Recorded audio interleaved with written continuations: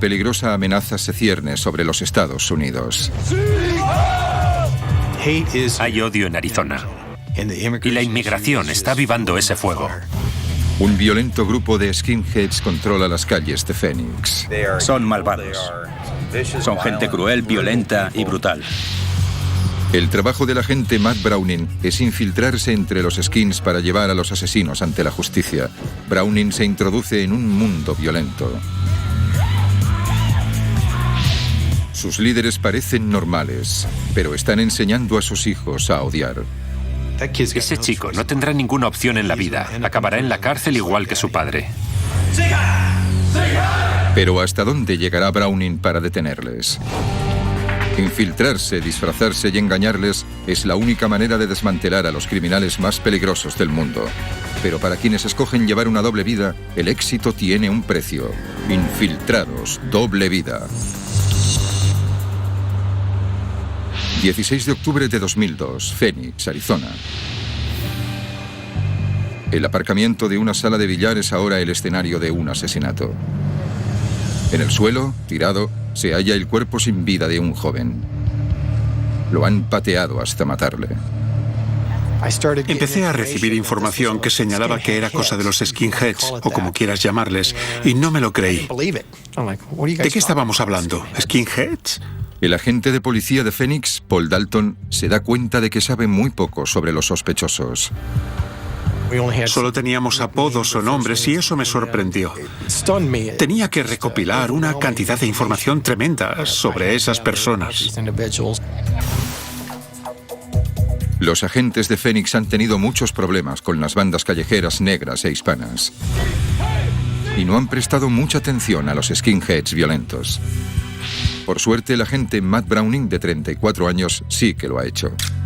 Ha pasado 7 años aprendiendo los entresijos de estos grupos. Dalton llama a Browning confiando en que sepa qué están buscando.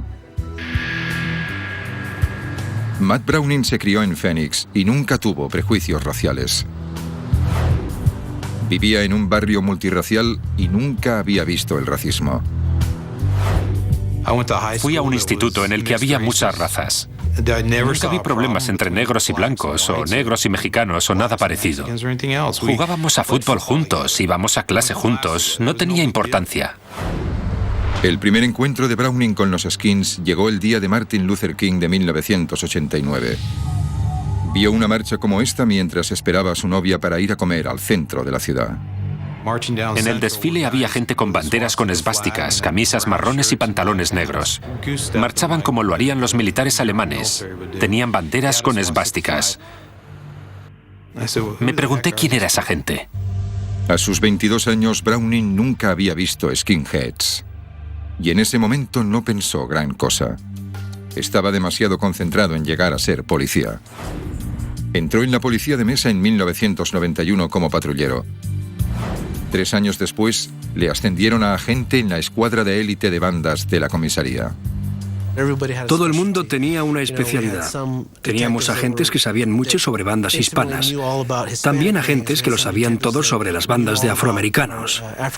Teníamos un agente que tenía grandes conocimientos sobre bandas asiáticas. Es difícil para un hombre blanco infiltrarse en una banda hispana o negra. No hay opción. Browning trabajó muy duro. Había algunas operaciones encubiertas en las que Matt no podía participar porque si trabajábamos con bandas hispanas con determinados delitos, Matt tenía que quedarse sentado en la furgoneta. Browning pasó casi un año en la furgoneta. Desesperado por salir, decidió investigar él mismo una amenaza que seguía sin ser detectada por la policía. Estaba a punto de infiltrarse entre los supremacistas blancos. Quería participar, quería salir y hacer algo. Vi que eran personas violentas y que todo iba a ser cada vez más violento con el paso de los años. Creía que el movimiento, dormido en Arizona durante algún tiempo, estaba lo bastante maduro para resurgir. Hay odio aquí en Arizona. Hay odio. No podemos hacer nada. Y la inmigración está avivando ese fuego. En otras partes del mundo, los skinheads suelen cebarse con los negros, judíos, homosexuales o musulmanes. En una entrevista en la cárcel, el ex skinhead Sean Gaines dice que los skins de Arizona se ceban principalmente con los hispanos. Un coche lleno de skinheads en mitad de la noche que se cruza con un hispano o con 10 en la calle, frena en seco y todos se bajan para pegar, patear y apuñalar. Con bates de béisbol y puños americanos, con lo que sea. La mayoría de sus víctimas son inmigrantes ilegales. Y los inmigrantes ilegales tienen miedo de informar porque les preocupa que los deporten. Así que reciben los golpes sin decir nada. Al principio, el agente novato entró como observador. Dedicaba las horas libres a controlar sus actividades. Su primer movimiento fue ir a un concierto racista en Mesa, cerca de Phoenix, sin que nadie se diera cuenta. Los conciertos llamados Oi Show son reuniones ruidosas y peligrosas. Grupos punk cantan himnos racistas a un público entregado. Una canción era hardcore, punk, y la siguiente hablaba de matar judíos y negros, y de que los mexicanos cruzan la frontera y destruyen nuestra tierra. La música debe de ser el principal recurso para unirse y quedarse en el movimiento. Los skinheads también repartían propaganda promocionando sus ideas racistas. Si una organización reparte 4.500 folletos en los patios de la gente y reciben una llamada, dicen que es un éxito. Es lo que quieren. Dedican horas a doblar los folletos, un par de horas a repartirlos, y si reciben una llamada, dicen que es un éxito, porque ese nuevo miembro traerá a otro, y así sucesivamente. Browning se fija primero en lo hipnótica que es la música. Me encanta la música. Me gusta la música que tiene ritmo, pero no me gusta la que me enseña a odiar. Puede que no le guste, pero para fingir ser un supremacista blanco, Browning tiene que aprender la cultura racista, los signos y los símbolos que definen a esas organizaciones. Los skinheads tienen una rígida jerarquía, como muestran los cordones de sus botas y sus tirantes. Cuando entras, empiezas desde abajo. Cuando eres el nuevo, te ponen unos cordones blancos, que significa que te han aceptado en el grupo. Es un símbolo de orgullo blanco. Y a partir de ahí, asciendes todo lo que puedes, con cordones rojos y tirantes, lo que significa que tienes que derramar sangre. El racismo y la rabia son una mezcla peligrosa. Y Browning sabe que los skinheads pueden ser muy inestables. Se levantaban por la mañana odiando a la gente y se iban a dormir odiando a la gente. Y al levantarse al día siguiente odiaban todavía más. Así vivían su vida. Muchos agentes se han referido a mí como a una bomba a punto de estallar. Y no es ninguna exageración. No tenía ningún tipo de control. Explotaba constantemente. Infiltrados, doble vida. Infiltrados, doble vida. En 1995, Browning fue destinado a la unidad de espionaje con un plan para perseguir a los supremacistas blancos. Le dijo al sargento John Mesa que quería infiltrarse a fondo. Browning estaba seguro de que el secreto de los racistas solo podría desvelarse desde dentro. Si tienes un problema, tienes que averiguar cómo deshacerte de él. Si tienes malas hierbas en el jardín, ¿qué haces? ¿Las sacas todos los fines de semana o investigas, buscas los productos adecuados, hablas con la gente que sabe y te deshaces de ellas para siempre? Mesa le dio luz verde, pero le avisó de graves peligros. Todo el trabajo encubierto es peligroso. Y cuando empiezas a trabajar con cualquier clase de crimen organizado, el peligro aumenta. Browning decidió perseguir a los grupos de supremacistas blancos relacionados con los skins. Sus miembros parecían ciudadanos corrientes, por eso eran tan insidiosos.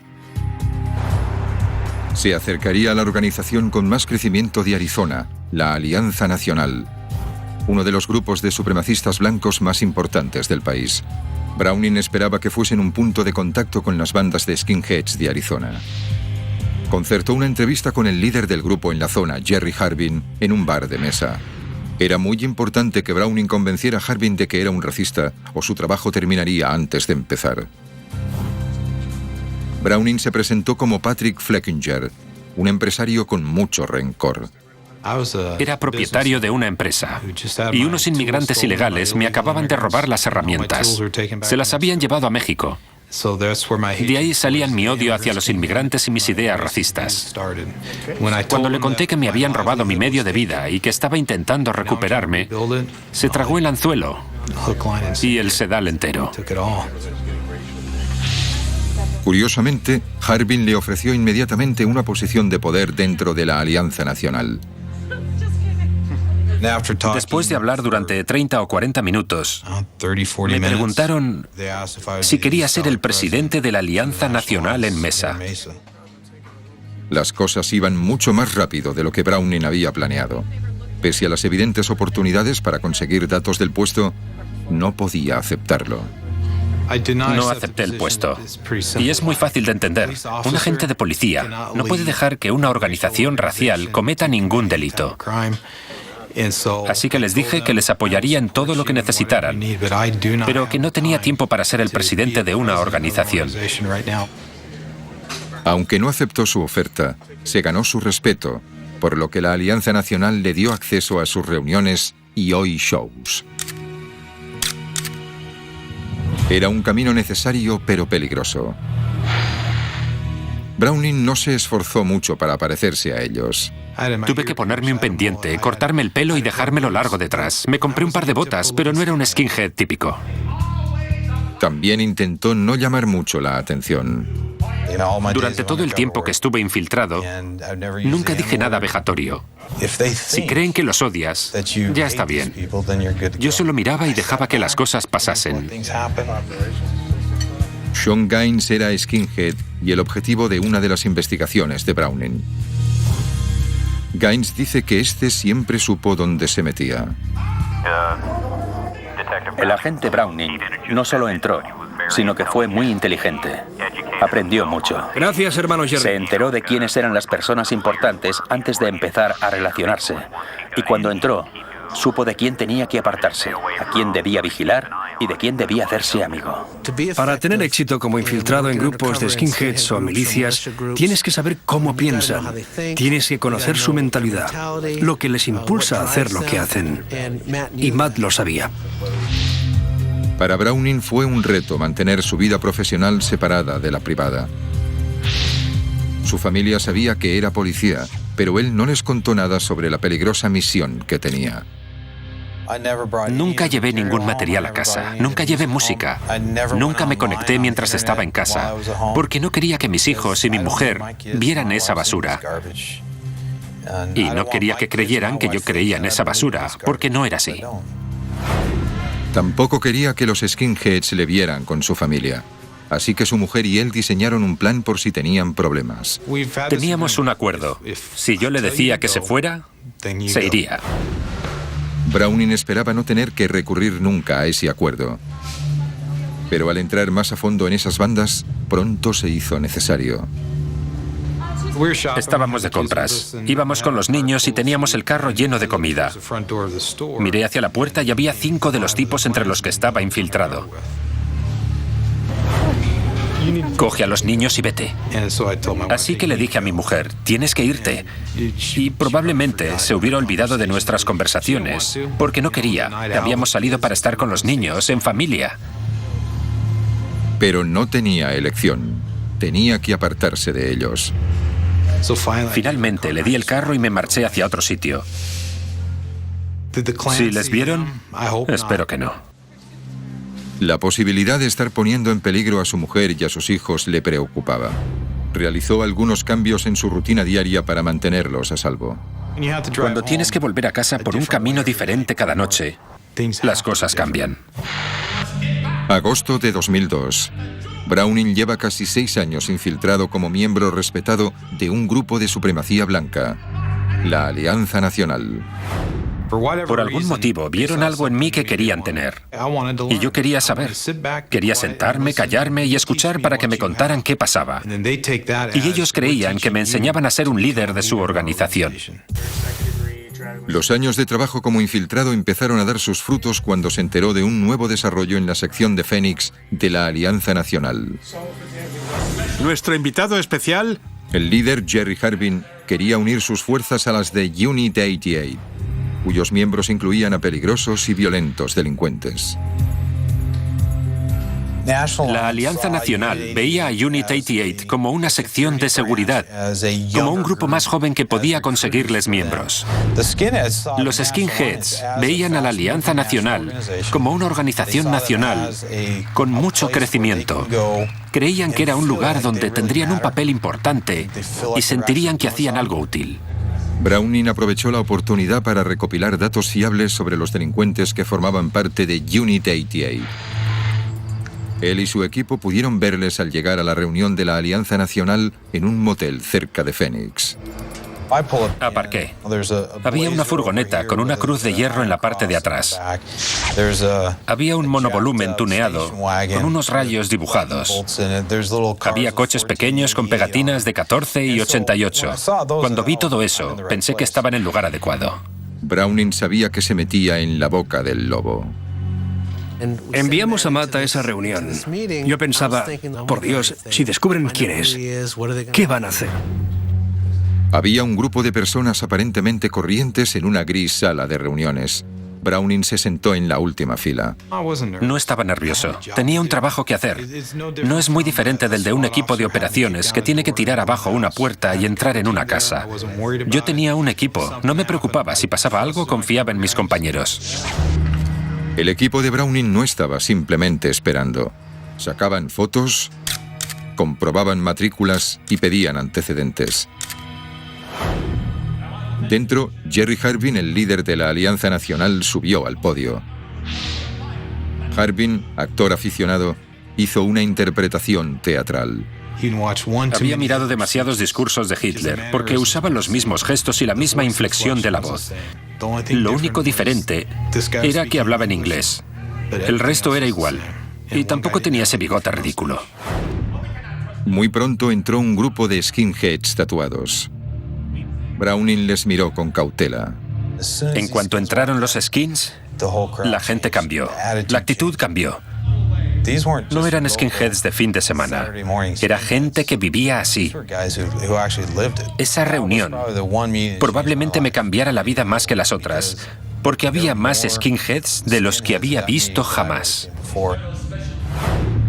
Harbin invitó al líder de Unit 88, Josh Fiedler, a dirigirse al grupo. Browning comprendió que el grupo era muy peligroso y se preguntó si no se estaba metiendo en un lío. Eran tipos que cazaban gente por el color de su piel y que daban palizas de muerte a las personas, sin vacilar. Y yo me había metido en todo eso. Empezó a pensar si debía marcharse de la reunión. Una parte de mí decía, madre mía, vámonos de aquí. Y la otra decía que para eso estaba ahí, para detenerlos. Así que me quedé. Retuvo en su mente los tatuajes de los skinheads. Muchos mostraban los números 14 y 88. El 14 es por las 14 palabras del movimiento skinhead. Debemos asegurar la existencia de nuestra gente y el futuro de los niños blancos. El 88 es por los 88 preceptos o leyes según las que viven los skins.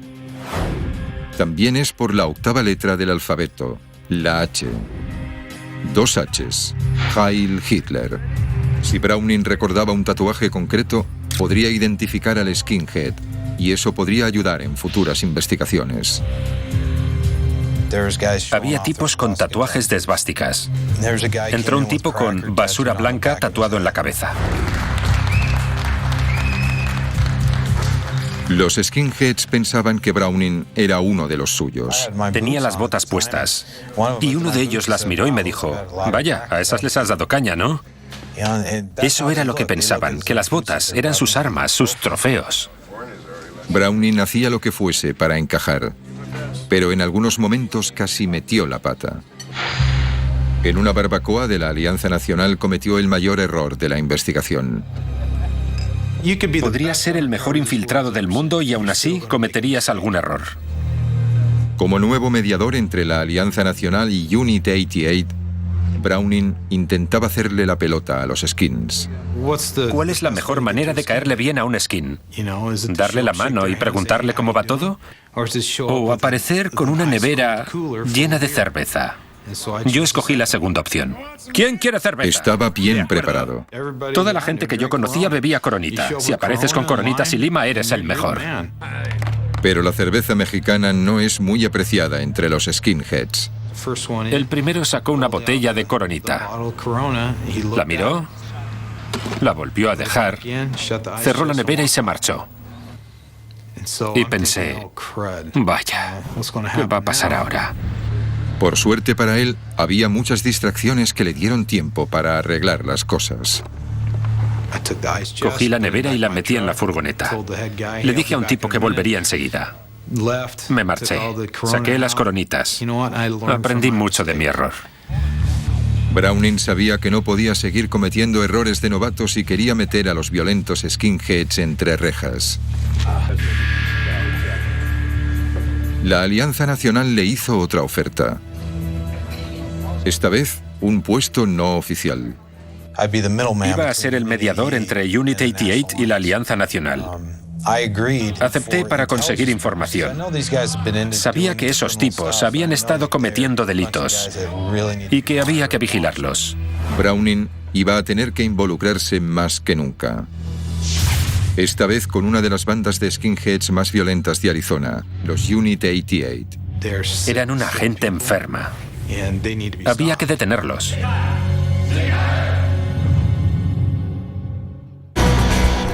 Infiltrados, doble vida.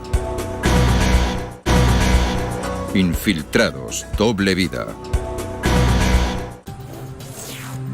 16 de octubre de 2002. El agente infiltrado Matt Browning se ha pasado 7 años dentro de 2 grupos por la supremacía blanca de Arizona. La Alianza Nacional y el violento Unit 88. Los peores temores de Browning sobre la violencia de los skinheads pronto se hacen realidad. 9 de la noche. Cole Bailey Jr., de 20 años, deja una solicitud de trabajo en una sala de billar al norte de Phoenix. Detrás de él, los miembros de Unit 88, Sammy Compton, Chris Whitley y Justin LaRue, pasan el rato con otros skins. Bailey espera un taxi en el aparcamiento mal iluminado cuando de repente hay una discusión en la puerta. Un vigilante echa a Compton, Whitley y LaRue. Cuando los echaron del salón estaban enfadados, molestos y con ganas de pelea. Y los dejaron en el aparcamiento. El antiguo skinhead Sean Gaines dice que Sammy Compton es capaz de hacer cualquier cosa. He tenido una larga relación con Sammy Compton y está totalmente loco. Es el tipo más violento y agresivo y con menos paciencia con el que he tratado. Sammy Compton estaba totalmente loco y no dudaba en hacerle cualquier cosa a cualquiera sin ningún motivo. Compton vio a Cole Bailey. Este miró de reojo a los skins. ¿Qué miras? Antes de que Cole pudiera decir nada, Sammy le golpeó la cara y le rompió la nariz y las gafas. Lo tiró al suelo. Cole Bailey empezó a arrastrarse y mientras lo hacía le rodearon. En algún momento, Cole se detuvo y empezó la fiesta de las botas. La fiesta de las botas es una especialidad de los skinheads. Usan sus botas con punteras de acero para pisotear y patear a sus víctimas. Bailey intentó huir mientras los skinheads le pateaban.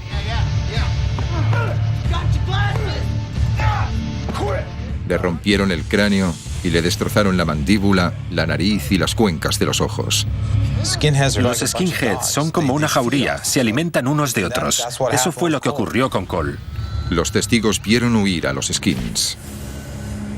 Bailey había muerto. Las fotos de la autopsia de ese asesinato están entre las 3 peores que he visto en mi vida. Lo dejaron morir en el aparcamiento, solo por estar en el lugar equivocado, en el momento equivocado. Ese fue el primer encuentro del agente Paul Dalton de Phoenix con una banda skinhead asesina. No tenía ni idea de lo violentos que eran. La mayor parte de los skinheads con los que me relacionaba intentaban defender su causa, repartían folletos, intentaban que otros jóvenes entrasen en su organización. Necesitaba la información que Matt Browning había conseguido, arriesgando la vida durante 7 años. Recibí una llamada en la que me preguntaban si podía identificar unos tatuajes. Uno de los tipos tenía basura blanca tatuado en la cabeza. Browning supo enseguida a quién buscaba Dalton. Le habló de un skinhead al que había visto en la reunión de la Alianza Nacional 2 meses antes. Chris Whitley tenía tatuada la palabra basura blanca en la cabeza. Y lo recuerdo porque en la reunión de la Alianza Nacional, Chris se sentó delante de mí y leí la palabra durante 1 hora y media. Dalton le pidió más detalles. ¿Con quién se relaciona Chris? Pues con Sammy Compton y con Justin LaRue. Browning compartió fotos de vigilancia con los agentes de Phoenix con la esperanza de identificar a alguno de los demás sospechosos. No sabía quién era Basura Blanca y él identificó a Chris Whitley. No sabía quién era Sammy y él identificó a Sammy Compton. Gracias a las descripciones de los testigos oculares, Browning pudo señalar a Whitley, Compton y LaRue. Matt Browning identificó a los sospechosos enseguida, mientras que a mí me habría llevado mucho tiempo. No teníamos recursos, pero él sí. Sabía de otra gente con la que yo podía hablar para buscar información sobre esos tipos o lo que hacían. Con una lista de sospechosos definida, Browning pudo empezar a perseguirles. Conocía su manera de actuar. Eran tipos que rebuscaban monedas en los bolsillos para poder poner gasolina.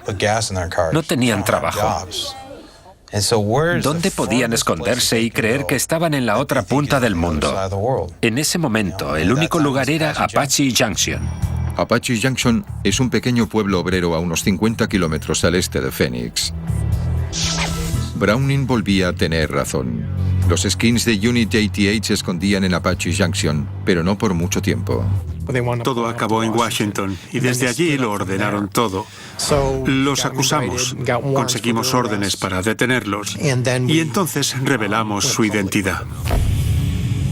Sammy Compton, Chris Whitley y Justin LaRue acabaron en la cárcel acusados de asesinato. Pero esas detenciones no fueron suficientes para acabar con Unit 88, el brazo ejecutor de la Alianza Nacional. De hecho, Unit 88 lanzó una ofensiva pública dirigida por Josh Fiedler. Josh es listo. Raza blanca. Muy listo. Josh es un gran orador. Probablemente podría trabajar con coches de segunda mano y venderte cualquiera de ellos. Es bueno. Fiedler organizó un proyecto de limpieza en el Parque Cortés, en un barrio multirracial de Phoenix. Cuando hablamos de limpiar basura, siempre pensamos en recoger la basura del suelo. Ellos piensan en deshacerse de la basura. Y para ellos, basura es cualquiera que no sea blanco. Su único propósito era la intimidación. ¿Por qué si no iban a aparecer con sus botas y sus tirantes y se iban a quitar la camiseta para que todos vieran sus tatuajes?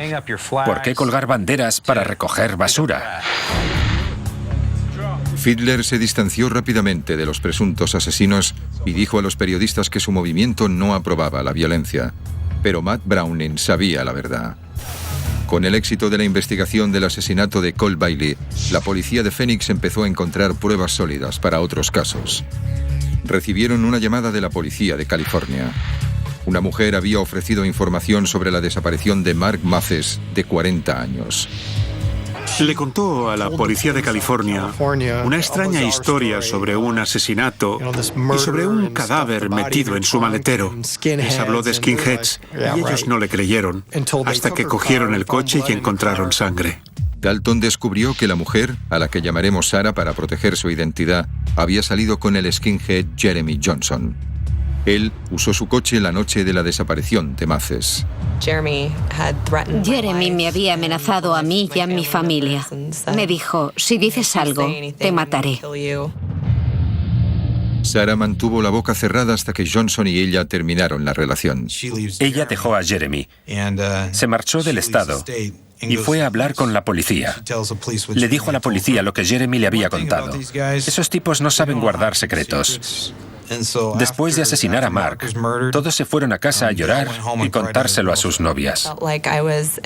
Me pareció que estaba a salvo y que finalmente podía ofrecer la información que tenía, que no me podían hacer nada. La historia que contó sobre el asesinato de Maces fue tan brutal como la de Cole Bailey. Mark Maces vivía con Jessica Nelson, miembro de Unit 88 en Phoenix. En febrero de 2002, Jessica vio que le faltaban $300 del bolso. Creyó que los había cogido Maces. Mark era drogadicto y necesitaba dinero. Le cogió dinero a Jessica. Y por eso, a los skinheads no se les roba. Jessica llamó a Patrick Barup, Sean Gaines y Jeremy Johnson y decidieron dar una fiesta de bodas con Maces. $300. Cuando Maces volvió a casa, Jessica le invitó a tomar una cerveza en el patio. Llamó a Gaines, que apareció con Barup y Johnson, armados con un bate de béisbol y una escopeta. Se acercaron por detrás de Mark y Sean le dijo a Jeremy, dale en las rodillas. Sean Gaines golpeó a Mark en la cara con la culata de la escopeta.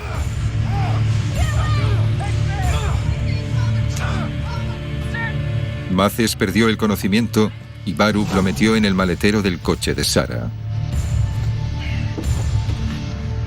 Jeremy me dijo que no abriera el maletero. Y en ese momento no supe si creérmelo. Al día siguiente vi sangre en el maletero y ya no había nada. Los 4 skinheads se habían llevado a Maces a la mina Esvástica, una zona desierta a 1 hora del lugar de la paliza. Pararon aquí y aparcaron en esta zona, por donde estamos caminando. Sean y Jeremy abrieron el maletero y vieron que Mathis los miraba directamente. Dijeron que tenía los ojos muy abiertos. Le desnudaron y lo iban a dejar tirado cuando Jessica Nelson vio que tenía un anillo que ella quería. No podía quitárselo. Patrick se acercó a su coche, sacó un par de tenazas y le cortó el dedo a Mark, que seguía vivo.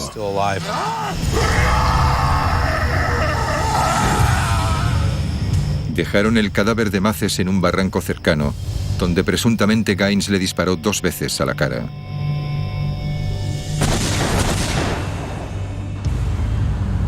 Los skins se marcharon de la mina Esvástica, confiando en que nadie encontraría nunca el cadáver. Esta es una zona complicada. No hay nada alrededor. Nadie pasa aquí mucho tiempo.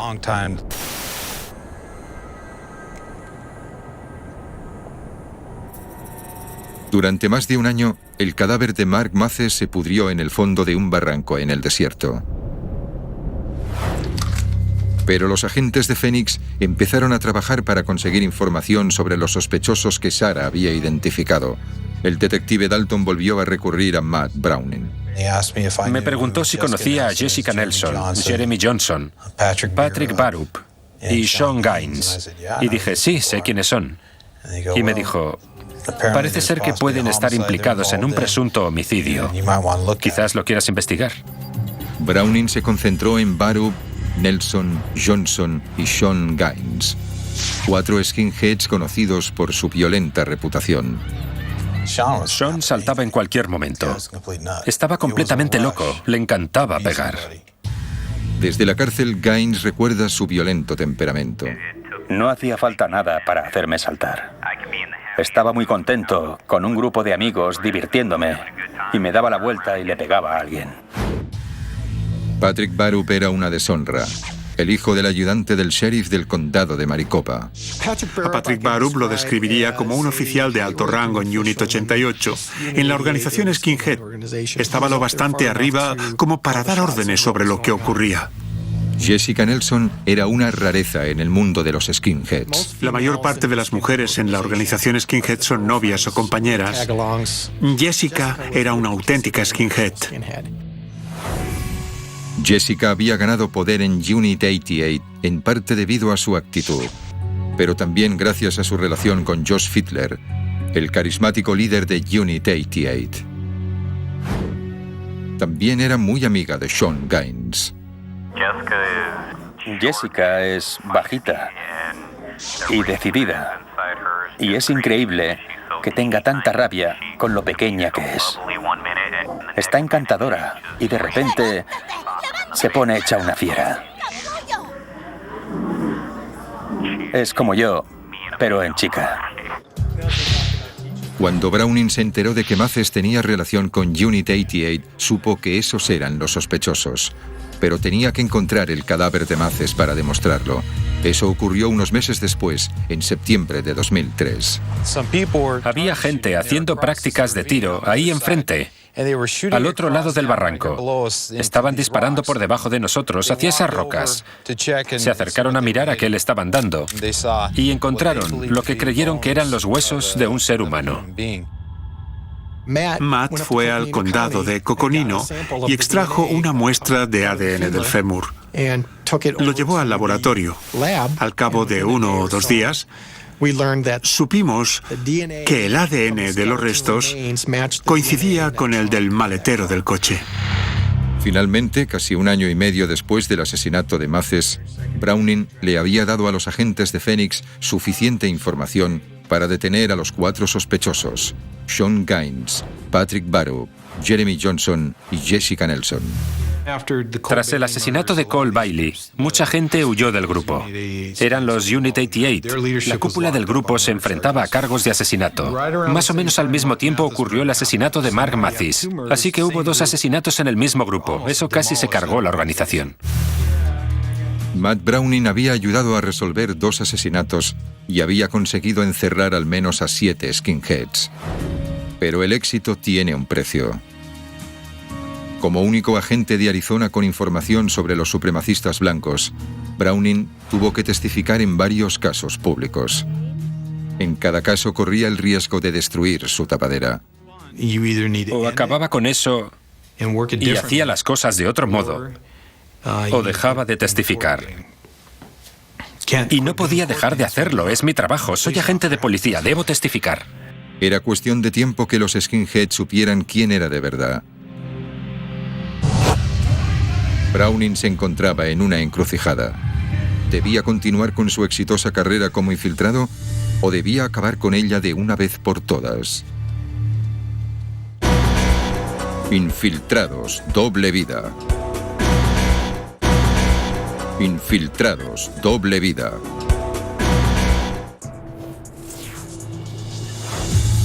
El agente de policía Matt Browning de Mesa, Arizona, llevaba más de 1 década trabajando infiltrado en bandas violentas de skins. Había ayudado en 2 casos de asesinato que habían captado la atención de los medios de comunicación. También había tenido que testificar como experto en odio racial. Eran 2 asesinatos de la misma organización, con 2 estilos diferentes. Pero lo que es lo mismo es el subidón de adrenalina. Lo sintieron con Cole y también al matar a Mark. En ambos casos se juzgó y encarceló a varios acusados. Ambos casos llamaron la atención sobre la naturaleza brutal del movimiento skinhead.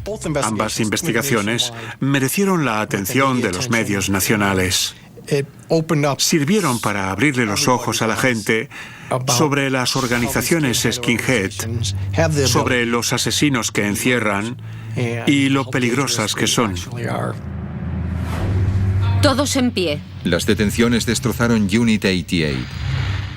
De los 37 skinheads que pertenecían al grupo cuando Browning empezó su vigilancia, 20 están o han estado en la cárcel. 13 de marzo de 2007. Matt Browning debía testificar sobre la amenaza de la violencia skinhead. Aceptar sería acabar con su carrera como infiltrado. No iba a permitir que nadie me dijera: ya no hace falta que trabajes con los supremacistas blancos, te vamos a transferir. No quería que pasara algo así. Así que lo hice como me pareció bien. Y creo que acerté. Con el permiso de su jefe, accedió a hablar de cómo el odio aumentaba el problema de la inmigración y detalló los lazos de la Alianza Nacional con varias milicias de la frontera. Los skinheads están en la frontera. Viajan allí con frecuencia para ayudar a proteger este país. Vuelve a casa, vuelve cuando seas legal. Pero algunos activistas de la frontera no aceptaron bien esas palabras. Dijeron que les sorprendía que comparase el patriotismo con la supremacía blanca. Después de mi intervención, hubo gente que fue a presentar quejas contra mí en la ciudad. Las quejas afirmaban que Browning violaba la política del departamento al dar su opinión personal en un foro público. Presentaron tantas quejas que casi llegué a decir basta. Estaba harto de todo eso, no soportaba las quejas, no soportaba el estrés. Las quejas fueron un golpe bajo para el agente que había arriesgado su vida para infiltrarse entre los grupos de supremacistas blancos de Arizona. La ciudad tuvo que investigar y me exoneraron de todos los cargos. La decisión de Browning de hacer pública la información que había recopilado durante más de una década de trabajo como infiltrado fue muy arriesgada. Desde que testificó, ha sido mucho más difícil infiltrarse en los grupos de supremacistas blancos. Entré en el momento adecuado.